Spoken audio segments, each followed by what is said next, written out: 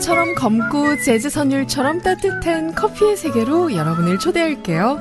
커피 칸타타.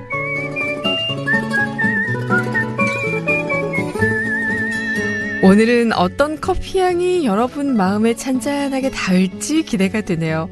필로스팅하우스 강경필 대표와 함께합니다. 안녕하세요. 네, 안녕하세요. 강경필입니다. 반갑습니다. 네, 반갑습니다. 네, 한 주 잘 지내셨어요? 아, 네, 잘 지냈습니다.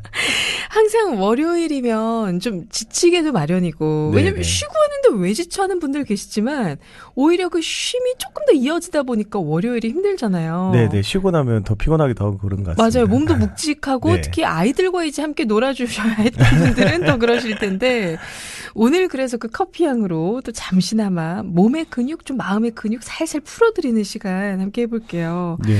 오늘도 커피를 또 내려주셨어요. 네, 제가 스튜디오에 올 때마다 커피를 준비해 네. 가지고 커피를 내려드리는데, 오늘도 이렇게 밖에서 이렇게 대기하고 계셨던 분들이 엄청 환대해 주셔가지고 기쁜 마음으로 커피 내렸습니다. 그대로 말씀드리겠습니다. 우리 노이설 진행자와 네네. 우리 꾀꼬리 작가가 오늘 꾀꼬리 작가가 그 치즈케이크를 구워왔어요. 네네. 그래서 저희 2시간대 그 프로그램들 너무 맛있게 먹는데 여기에 우리 대표님의 커피까지 더해지니까 이보다 더 좋을 순 없다. 저 스튜디오 안에서 보는데 거의 뭐 커피 시음회하는 분위기더라고요. 오늘 이 커피가 어떤 커피인가요? 그래서 내려드린 커피는 에티오피아 벤치마지 게이샤 무산소 발효 내려드렸습니다. 그래서 뭐 이 커피에 대한 호불호가 있을 수 있는데요. 좀 독특한 편이어가지고, 원래 생두가 과일 향을 되게 많이 가지고 있어요. 네. 생두 상태에서부터 이렇게 향이 좋거든요. 근데 제가 아주 라이트하게 로스팅을 해가지고 더욱 화사하게 이제 만들어가지고 온 커피입니다. 일단 궁금한 게 라이트하다는 건 좀 가볍게란 뜻인 건지, 그리고 무산소 발효? 네네네. 커피에서 왠지 이게 무슨 의미일까? 왠지 어울리는 듯 어울리지 않는 표현인데. 근데 커피도 발효 과정을 꼭 거치게 돼 있어요. 과일 상태에서 씨앗을 남기는 과정에서 발효가 일어나거든요. 네. 근데 과거에는 발효 과정을 되도록이면 짧게 가져가려고 노력했다면, 요즘에는 발효를 잘 이용하면 거기로부터 얻을 수 있는 향미가 많다는 걸 이제 알게 되면서 발효를 적절하게 활용하는 것이 이제 커피 가공의 큰 뭐라 해야 될까, 새로운 관심사입니다. 연구도 네. 되게 많이 되고 있고요. 근데 이제 무산소 발효라고 하는 것은 이제 발효되는 과정에서 박테리아균이 이렇게 활동할 수 있도록 공기하고 되도록 차단하는 그런 방식입니다. 그래서 이제 이번에도 이 커피도 무산소 발효 덕분에 독특한 풍미가 더 많이 있다고 생각하시면 될 것 같고요. 그러게요. 라이트하게 볶았다라고 하는 것은 이제 생두 상태에서 커피를 얼마나 볶냐에 따라서 그 맛도 달라지거든요. 물론 이 용어는 뭐 라이트 로스팅부터 강하게 볶은 건 뭐 다크 로스팅, 이렇게 이제 표현할 수 있고, 그 세분화하는 단계들에 대해서는 여러 가지 용어들이 있습니다만은, 뭐 약하게 볶았다, 강하게 볶았다, 혹은 라이트하게 볶았다, 다크하게 볶았다, 이렇게 단순하게 좀 개념 정리하시면 될 것 같고요. 네. 강하게 볶을수록 이제 쓴맛이 많아집니다. 기름도 되게 많이 나와가지고 부드러워지기도 하고요. 이제 약하게 볶으면 원래 생두가 가지고 있던 그 향과 맛이 잘 살아나요. 그래서 스페셜티 커피 초창기에 생두를 약하게 볶는 약배전파를 이끌었던 조지 하웰이라는 인물이 있어요. 네. 커피 커넥션이라고 하는 업체의 대표였는데요. 1975년도에 열었던 곳이고, 깨끗하게 이렇게 정제된 커피를, 생두를 약배전해야만 그 커피만의 고유한 개성이 드러난다고 주장을 했어요. 굉장히 막 신념을 가지고 주장하는 분이거든요. 네. 그래서 자신의 커피를 오염되지 않은 커피, 그리고 막 강하게 타게 볶은 거, 이런 것들 오염된 커피, 이렇게 생각했었어요. 그래서 그런 주장을 했고, 네. 굉장히 열렬한 신도들을 거느릴 정도로 영향력이 있었던 인물입니다. 거의 커피계의 종교를 네. 만들어주신 듯한. 약배전의 신봉자. 뭐랄까, 스페셜티 커피는 이렇게 좀 약한 불에서 볶아야 좀 더 풍미가 강해지는 건가요, 그러면? 오해가 있을 수 있는데요. 네. 이제 불을 세게 하고 약하게 하고 이런 개념은 아니고요. 그러니까 어떤 분들은 이제 세게 해가지고 짧게 볶기도 하지만은 약하게 해가지고 길게 볶지만 오래. 전체 볶은 부분이 이렇게 밥할 때 네네. 약간 설익은 밥을 좋아하느냐, 아니면 많이 해가지고 깐밥까지 하는 걸 좋아하느냐, 이렇게 생각하시면 될 것 같아요. 네네. 아, 그 차이네요. 네. 그나저나 덕분에 깜밥 오랜만에 듣습니다. 깜밥 좋아하시는 분들 많이. 아, 꼭 그렇게 눌러서 먹어야 또 맛있잖아요. 단내도 많이 나고. 그쵸. 맞아요. 그래서 그 커피도 약하게 볶느냐, 좀 더 이렇게 다크하게 볶느냐에 따라서 커피의 그 풍미도 달라질 텐데, 뭔가 다채롭게 커피를 만들다 보니 네. 뭔가 이게 또 역사적으로도 뭔가 굉장히 좀 많을 것도 같아요. 네, 스페셜티 커피를 어떻게 볶아야 되는가에 대해서 늘 논쟁이 조금 있어요. 방금 얘기했던 조지 하일 같은 사람은 약배전을 해야 된다. 네. 혹은 아니다. 그래도 커피를 더 많이 볶아야 진짜 커피다. 이런 논쟁들이 늘 있는데요. 스페셜티 커피에 대한 역사를 언급할 때 빠지지 않는 인물이 피트 커피 앤 티의 대표인 알프레드 피트입니다. 근데 이 사람이 1960년대에 이 샵을 열었었거든요. 네. 스페셜티 커피의 조부 이렇게도 불리고 있는데요. 피트 커피 앤 티의 커피들은 강배전의 커피였다고 알려져 있어요. 이건 강하게 볶는 건가요? 네. 지금은 물론 이 업체는 남아 있습니다. 그렇지만 이제 알프레드 피트의 손을 떠난 지는 되게 오래됐거든요. 네.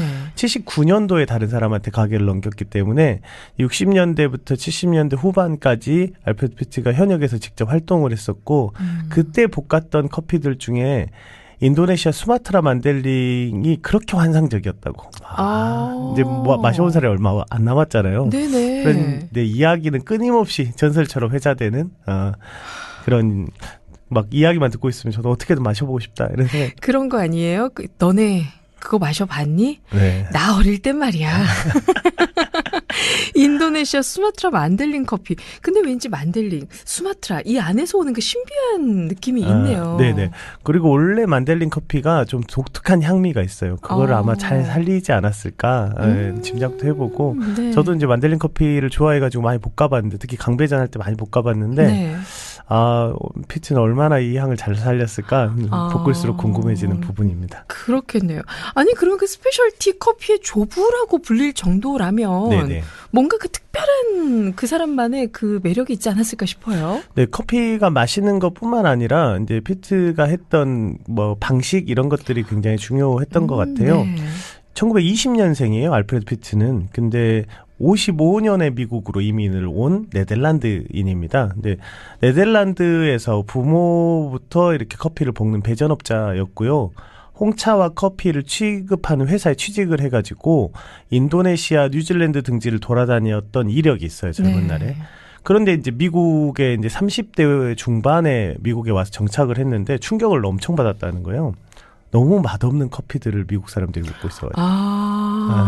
자기는 이제 어렸을 때부터 이제 유럽에서 특별한 커피들을 맛봤었는데, 네. 게다가 커피의 산지, 뭐 차의 산지 이런 데를 다 돌아다녔기 때문에 네. 커피라고 하는 게 뭔지 잘 알고 있었던 인물이에요.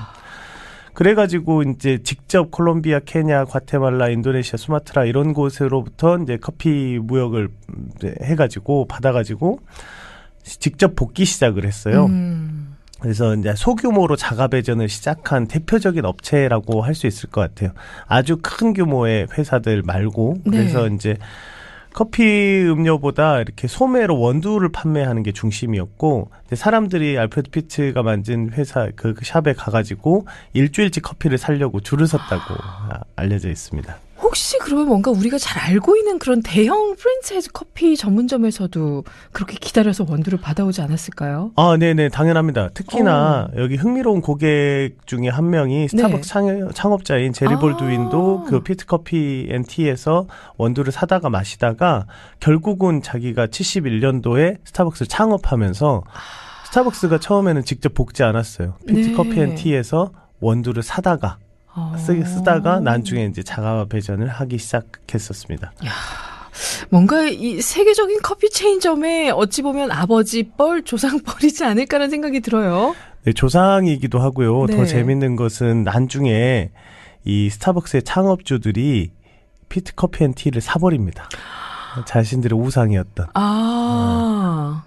이 사건이 지금 저희가 알고 있는 스타벅스 출발하고도 밀접한 관련이 있는데요. 네. 스타벅스는 71년도에 시작했지만 사실 이제 저희가 생각하는 스타벅스의 모습은 한 86년도쯤에 갖춰지기 시작했거든요. 스타벅스의 전설적인 CEO가 있어요. 지금은 은퇴하셨는데 하워드 슐츠가 이제 유통 및 마케팅 담당자로 82년도에 스타벅스에 취업을 해요. 네. 근데 스타벅스는 당시 어떤 모습이었냐면 자신의 우상이었던 피트커피 방식대로 자가 배전한 원두를 판매하는 게 중심이었어요. 소매로 이렇게. 원두 이렇게 홀빈을. 근데 하워드 슐츠가 이제 83년도에 밀라노 여행을 갔다 와서 보니까 저 에스프레소 머신에서 나오는 커피가 너무 매력적인 거예요. 그 문화도 매력적인 거고. 그래서 에스프레소 바를 설치해야 된다라고 주장을 했는데 회사 내에서 이제 창업주들은 받아들이지 않았어요. 피트커피 방식으로 우리는 하겠다. 그래서 이제 하워드 슐츠가 안 되겠다. 나 이 아이디어를 실현할 곳을 만들어야겠다. 그래서 일 조르날레라는 곳을 창업하게 됩니다. 네. 그 사이에 스타벅스는 또 어떤 일을 하냐면 매물로 나온 피트커피 앤 티를 사버려요. 자신들의 우상이었던. 예, 물론 이제 그 당시에는 알프레드 피츠는 은퇴한 뒤였지만 이제 매물로 나왔던 피트커피를 회사 자체를 사버리게 됩니다.